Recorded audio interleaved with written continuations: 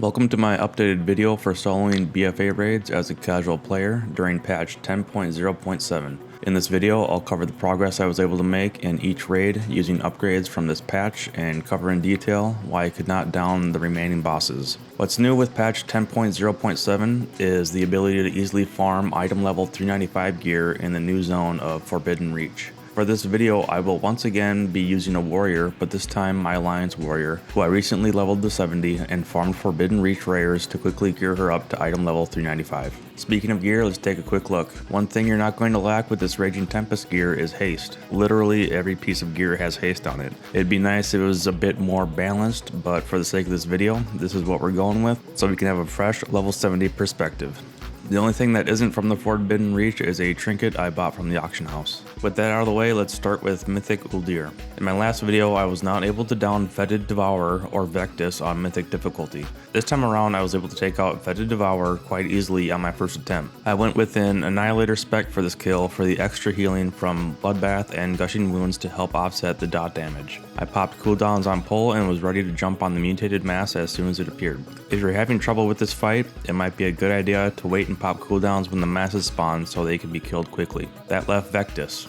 I gave him 6 tries since I was making good progress, with my best attempt getting him down to 15%, but in the end he stood victorious. I got a better feel for the fight and determined you have 2.5 to 3 minutes to kill him before he nukes you with Terminal Eruption. Terminal Eruption happens when he casts Contagion, and you have 25 stacks or more of Lingering Infection. This means the most important part of this fight is avoiding stacks of Lingering Infection at all costs. Being solo, you're going to get unavoidable stacks, but the one time you can avoid them is during his Liquefy stage. He'll shoot waves at you, and if you get hit, you'll get a stack. So ignore the ads and only concentrate on avoiding the waves. My best attempt was when I had 24 stacks when he cast Contagion after his Liquefy stage. The lowest I saw Terminal Eruption hit me for was 1.2 million damage. Since that's an instant kill even with defensive cooldowns, that turns the fight into a DPS race. So we'll save Vectis for a future patch where I can bump up gear levels a bit more. Next up is Mythic Battle of Dazar'alor.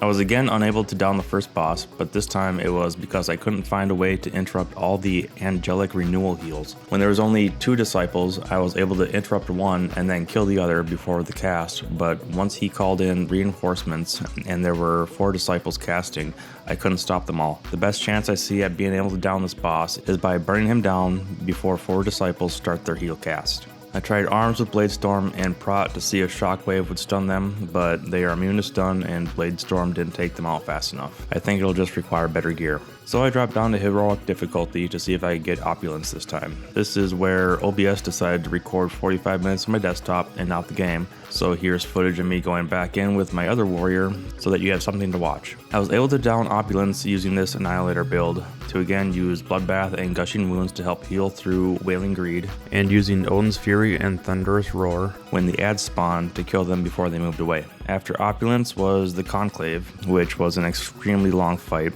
since you're fighting 2 Loa priests at the same time and they take 90% less damage when they're next to each other. I eventually killed one, which boosted the other's damage and healed them to full and caused the next priest to come out, and after what seemed like 20 minutes, they eventually chipped away at me until I died. I wasn't motivated enough to try another extremely long attempt after not even getting halfway, so I left it at that. Now on to Mythic Eternal Palace. I was able to down Commander Savara this time. It got dicey a couple times during the stuns, but I was able to survive them and heal up immediately after. The good news is, if you can down Savara, then Blackwater Behemoth and Radiance of Ashara should be no problem for you. Behemoth was ridiculously easy, and the Radiance fight was just annoying at times with all the tornadoes. Mythic Lady Ashvane was another story. The bubbles that spawn when she casts Rippling Wave will add to her Absorb Shield. Touching the bubbles will pop them and put a dot on you. There will be an empowered bubble that as a solo player you won't be able to pop since 3 players need to touch it. So I was building up dot stacks while she was building up Absorb Shield.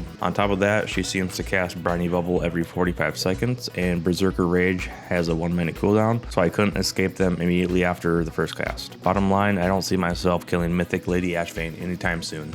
I didn't bother with Crucible of Storms this time since I was confident I was not going to beat the first boss. That leaves us with Ny'alotha. Mythic Rathian still kicked my ass, so we moved down to Heroic difficulty. I was able to down Heroic Rathian this time, so progress was made. I cut through Heroic Ny'alotha with relative ease until I got to Vexiona. All that haste on my gear didn't help me much, with Terrifying Presence reducing my haste by 100%. Besides hitting very slow, when Vexiona casts Desolation and there aren't at least 3 people present, then she gets a 100% damage buff and casts it again, and it hits quite hard. That seems a bit excessive and really punishes Solit players. I'm sure at some point I'll be able to get Vexiona with better gear. I gave Heroic Raden a shot even though I haven't killed him on normal difficulty yet, and was quite surprised when I got him down to 13% on my best attempt. Emboldened by this, I dropped down to normal difficulty and headed straight for him. I was able to get him down, which is what you would be seeing on the screen right now if OBS hadn't decided to record another 20 minutes on my desktop. So here is my other warrior killing it. It took several attempts until he got phase 2 down, which he transitions to at 35%. His nullifying strike changes to decaying strike and kills quickly. Saving heals and defensives to handle decaying strike was needed. The next boss in N'Zoth's chambers was mechanically unsolvable since he mind controls you immediately, which makes him despawn. Even though OBS failed me, here is a screenshot I took. And that's a wrap for my video on soloing BFA raids during 10.0.7. Using the drops from the Forbidden Reach, a lot of progress was made. Hopefully I'll get Mythic Vectis and the first boss in Dazar'alor after patch 10.1.